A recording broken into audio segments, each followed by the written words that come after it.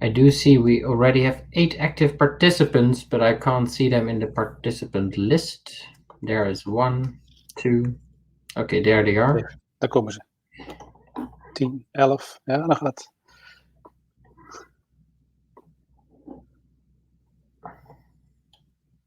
Robert Luiten. Erik Hamers. Oh, Erik Hamers van de Hogeschool Zuid. Geraldine, dat is bekend, of niet? Petra Rovers, misschien dochter van Ronald Rovers. Nee, dit is van Heemwonen. Oké. Kan natuurlijk de dochter zijn, maar...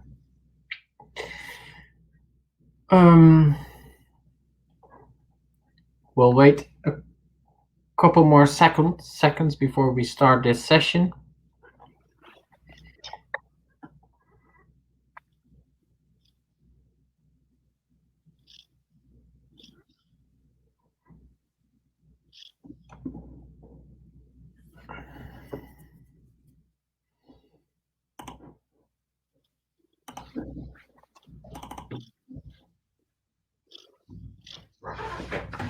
When everything is correct, you all see now shared screen with the presenters Ad de Man and me, Diederik van Duuren.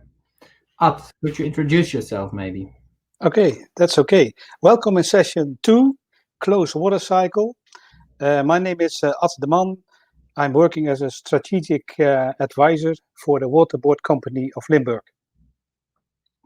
Yes, welcome as well from me. I'm Diederik van Duuren, also a strategic advisor, but from the drinking water utility, WML. And we are here today to talk about the water cycle of Superlocal, which is a collaboration between WBL, WML, the municipality of Kerkrade, of course, and the housing corporation Heemwonen. And we will start with a very short introduction video.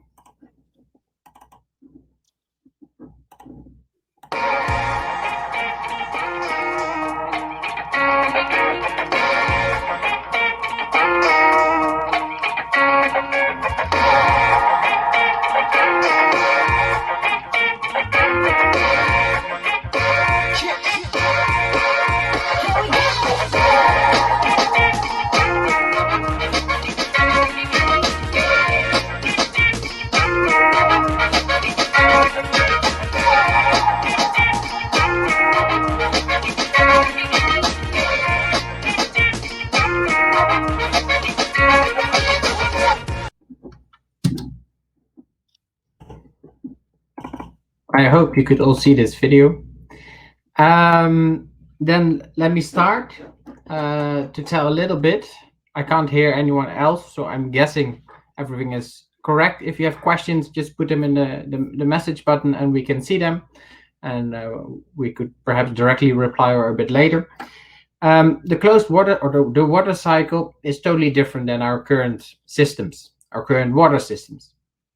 And the question is why changing this system. As a starter, we are highly centralized currently. So water goes in and water goes out of your neighborhood. You have no clue what happens else. But due to climate change, we see more extreme weather patterns happening, like extreme rain events, which results in flooding on the streets and issues, and our current system is not going very well due to these extreme rain events, but also droughts, very long-term droughts, which affects our wastewater system, but also our drinking water system with peak demands, which we can't deliver in the nearby future maybe. So that's why we want to change our system. But also currently waste, especially wastewater, is still considered as wastewater. Well, we think it can be a valuable resource. But before it's a valuable resource, we need to change things in our system that it becomes a valuable resource rather than a waste. So in terms of the circular economy. Then well-being, not to forget, of course, is not a thing normally where water organizations are working with, but a housing organization or a municipality is one of their main drivers of existence. So in this area, we have to do with population decline and in the rest of the Netherlands as well, individualization. So less social cohesion. And we want to bring that back. Normally, the water system does the opposite. It unburdens you. You have no clue what happens, no interaction. And we want to change that a little bit in order to foster interaction. What is then the system we are doing in the houses? So simply put, we do source separation. So we do two different wastewater streams rather than one, in which we collect everything together. So in the houses, two different ones. One for black water and one for gray water. Black water is connected to a vacuum sewage system, which sucks the water away. But it's almost no water. It's mainly poop or pee from the toilet, because this is a very innovative toilet which uses only 1 liter instead of the normal 7 liters per flush. So not much water, but mainly poop and pee, which is phosphor or phosphate and nitrogen. So therefore, nitrate. So therefore, valuable resources we want to collect back. But Ad will tell you more about that a bit later. And we have, of course, our organic waste grinders. So every house in the newly constructed houses have this grinder, and in the flat, the high-rise building, it will be on every floor. And here people can put their food remnants, their waste in, push the button, and they grind it away. It's easy, it's clean, cleaner than we normally are used to, and we can recover the valuable resources. The grey water system, it's a different story. It's far more clearer water, cleaner. Why? We don't put other stuff in it, and therefore it stays more clean, and we can together make their better use of it. Now I'll show you, because normally it would be live, in real life visiting the site, so I'll show you how the technologies look currently.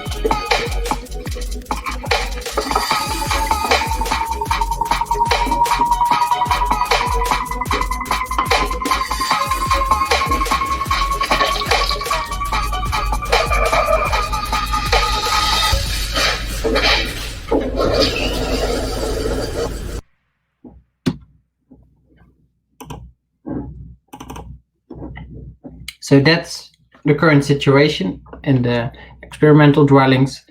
Yeah, it doesn't look any innovative new, but there are a lot of innovations behind it that makes this very interesting. But then let's start have a look outside. So what happens outside in the water cycle? So we've seen the homes, but where does this wastewater go to? And what water enters the houses? How is this handled? So we have on the, I have some very nice tools. So I can show you, here is the water park with different innovations. Here are some innovations as well. And we will go over these in a few seconds. And they can be, actually, if you divide them in different types of innovations, you could talk about the in-house equipment. And besides that, the water factory. I'll tell a bit more about that later. But Ad is first going to tell you about the resource factory and the nature factory. Two very, very promising innovations. Ad, the floor is yours. Okay, Altogether, we will 300 persons are connected to this wastewater system. Let me explain something about the resource factory. The black water coming from the water-saving toilets and organic waste grinders is transported in a vacuum system to the upflow sludge blanket reactor. That is a digester that works at 36 degrees Celsius, has a volume of 7 cubic meters. In this digester, a part of the organic matter is converted to biogas, and the remaining sludge is discharged from this reactor and is heated to a temperature of 70 degrees for 1 hour to get rid of the pathogens. And after that, the sludge can be used as a soil improver or a fertilizer, which is rich of phosphorus, nitrogen, and organic matter. The second factory we have, that's a nature factory. This treats the grey water, approximately 25 cubic meters a day, coming up from those 300 persons. Consists of the water coming from washing machines, shower, sinks, and that is collected in a storage tank and pumped then to a so-called vertical flow aerated halofeed filter. The total surface of this halofeed filter is approximately 100 square meters. So per person we need only a surface of 1.3 square meter. The effluent of this halofeed filter is discharged to the nearby surface water Amstelbeek. And we will also do some experiments to upgrade the effluent of this halofeed filter and to use it eventually as wash water for the collective laundry in Superlocal. By doing this, we close the water cycle. Okay. Okay, then we have the water factory. I don't have a beautiful image of the factory already because only recently the final design was prepared of the actual the water factory itself. But before the factory, of course, we want to capture all rainwater. Not a single drop is allowed to leave the area during extreme rainfalls in order to prevent downstream issues like flooding. So therefore, we capture most of all water in rainwater buffers, in total around 250 cubic meters. We separate water from the roofs and from the streets in order to check the differences in quality. And of this water, we are trying to make potable water, so drinking water. And there will be a small water production facility on top of this. On average, this neighborhood consumes around 20 cubic meters of drinking water a day is the expectation, which is less than in a normal neighborhood.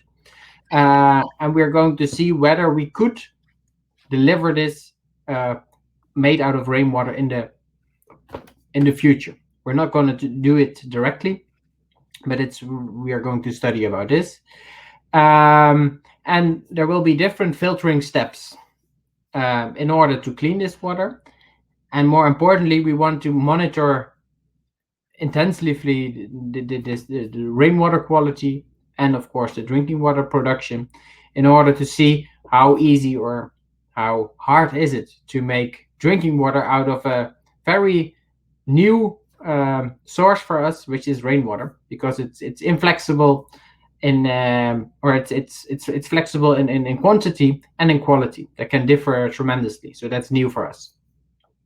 And we want to add on an extra innovation with this smart buffering, that when there's a peak moment in the evening, when it's very dry, everyone uses the water at the same time. We want to ensure that this neighborhood doesn't use a drop from the centralized infrastructure.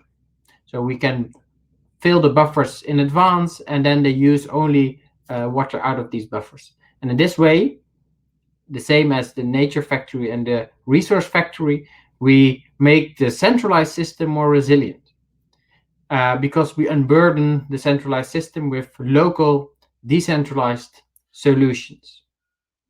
Um, and now perhaps you want to see how far are these technologies now, and I'll show you a quick video where you can see what the status is currently.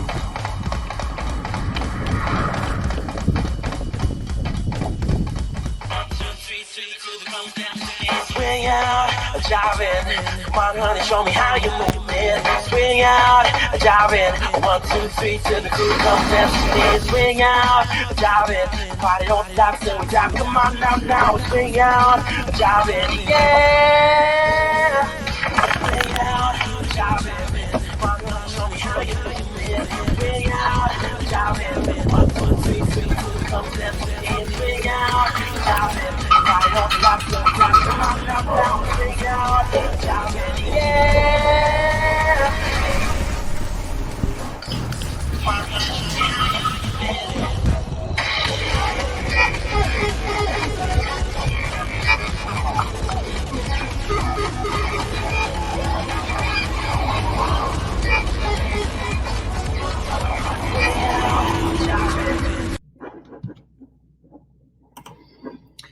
Yes, definitely. When you're nearby, visit the site because very interesting things are happening and it's getting all together. Because, yes, this is the Crossing Boundaries closing conference, but we tend to prefer starting conference. While most of the project partners are ready, we are ready to start because we're going operational for some technologies already in the summer of 2021, so almost. And we will keep running, monitoring, learning until summer 2025. Most of the technology will remain after that. Some will be dismantled because it's just for a period of time for innovation, learning, experimenting. So we call it starting conference today. So welcome at this starting conference. Some more slides before we go towards the questions, the polls. Yes, why do we do this project?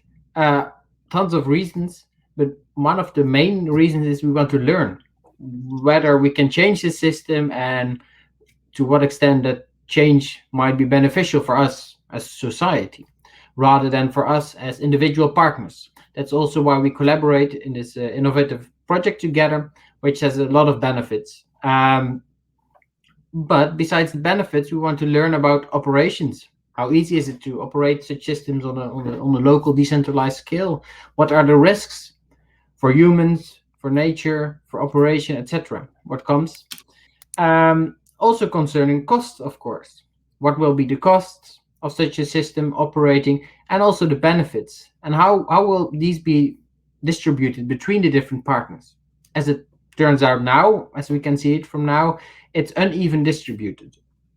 So that means also that if we want to change our system in such a way, we need to change our financial structures, the way we collaborate, etc., etc. So that means, yeah, we want to learn about new ways of thinking, new ways of doing, not only implementing a technical solution, but also organization-wise. And of course, don't forget the people that live here. And does it really help in creating more interaction throughout the shared laundrette, for instance, where they use grey water, or the shared food grinders where people can meet each other? Yeah. What is their perception of these technologies, and does it change their behavior? Do they become more sustainable or maybe less in their behavior? And of course, what is the environmental impact on climate change, CO2 emissions, etc.? So that's our all topics we are interested in learning about this project. And we're not saying this is the new system. No, this is one of the options we have for our near future. And this is an option where a lot of things are better, but also we will be very critical on what might not be better and what we can improve in the future. Then, of course, we also want to upskill. Not only learn, but also see how can we implement this in different ways, in different systems, different locations. And I want to point out very clearly, this is not a replacement of the centralized system. No, we see it more as an add-on. It's a hybrid system configuration, which can be in every location different. In one location, you have issues with flooding. In other locations, you have issues with the drinking water peak or resource issues, etc., etc. And therefore, with these add-ons, you can change the centralized system and make it more resilient. That's also why WML and WBL have experience with modular treatments, in which you can change also the quantity and treatment steps in terms of quality on different locations in a shorter time scales and then compared to our normal system, which are built for 50 years or even longer. So it's not flexible, and we want to make our systems more flexible. And with these local add-ons, you can make that. How do we want to upscale? Sharing information in different ways by showing new design concepts, helping people with it. We developed a modeling tool in which others which are interested in these systems can use the model to calculate for their own systems and own designs, not directly the same concept, but parts of it and adding other things on it. And we're currently developing a serious game in which residents, but also professionals can play and learn. They can learn how to change the system and what benefits are and what else. So if you're interested, definitely get into contact. Then I'll switch to the poll questions, Ad. And I think this is our first question. So everyone, please. Yeah, maybe. So Diederik already told.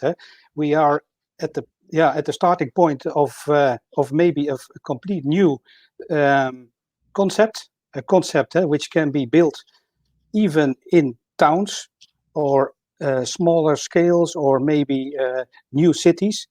And we are very interesting to know what the perspective for you is for this system. You can choose in 5 possibilities.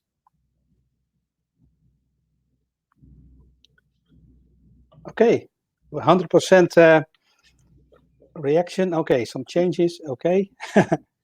Yes, and now I have to open the question, of course, that everyone can see the results. Or you see the results already, right? Yeah. Okay, so the system is new for a lot of people. So that is very important to know. I think you can come back for over a few years to see what the results will be. And that's why it's so very important that we make acquaintance with this new system, and also the collaboration with the 4 parties. And we hope that it will be a success, and that after a few years you are convinced about this system.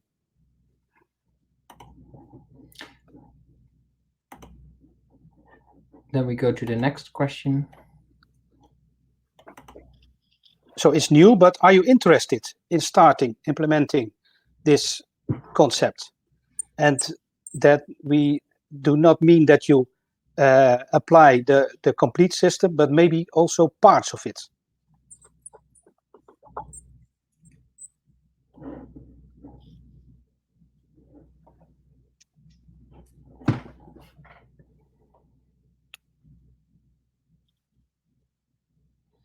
I see 6 people that filled in already. 7. Please keep voting, people, because there are more people in the room. Yeah, it's not an easy question. Yeah. Someone has a project location in mind. Could you elaborate? I don't know if you're allowed to, but I'm saying you're allowed to. Who has a project in mind?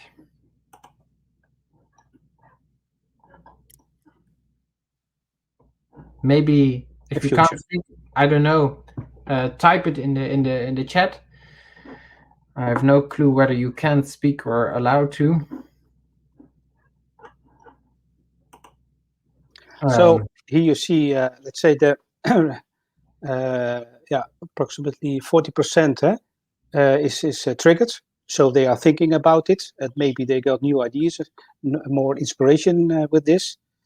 And also 50% is not relevant at the moment for their life or their work. Okay. Then we go to the last poll question before we enter open questions.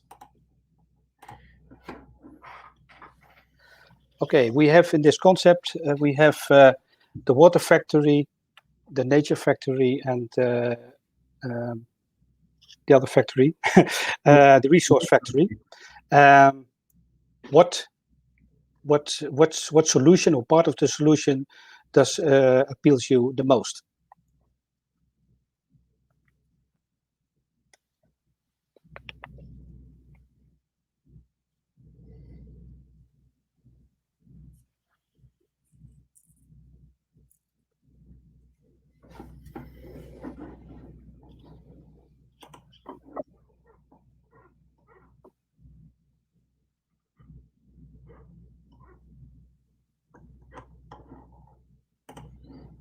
Yes, then I'll share with you the outcomes so far.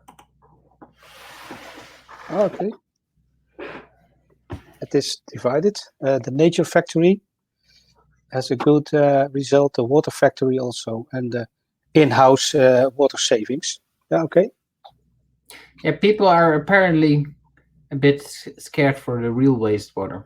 The one where the real goal is, where the real black water value can be made. Yeah. Okay. Okay. Thank you very much for the reaction. Does anyone has a question still that want to ask it? Otherwise, we're right on time. Thank you very much for your time. It was short, but we were very delighted to speak to you, to show you our project, and where I want to again remind you where some of the project partners are finished right now, we are actually going to start. And also visiting the site the coming years when it's more corona proof. Definitely feel welcome. Contact me or Ad, and we can ensure that there will be a site visit or a tour visit or anything relevant. Or if you want information of the water cycle, please contact us. Okay, thank you very much. And then we finish up again by showing you who are the partners and funders.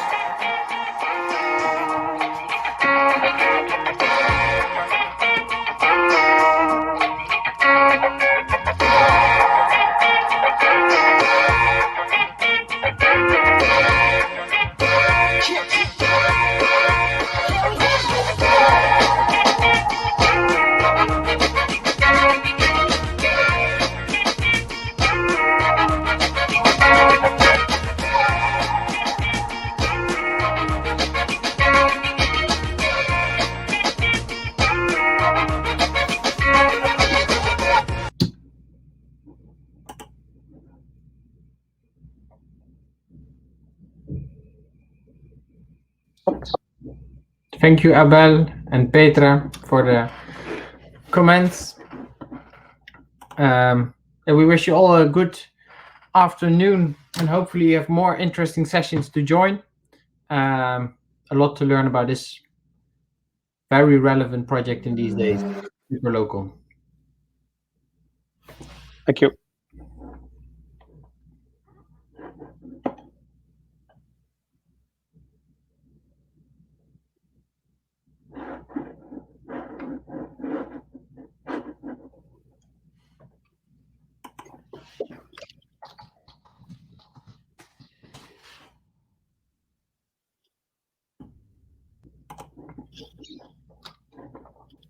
And people are leaving the room. Yeah.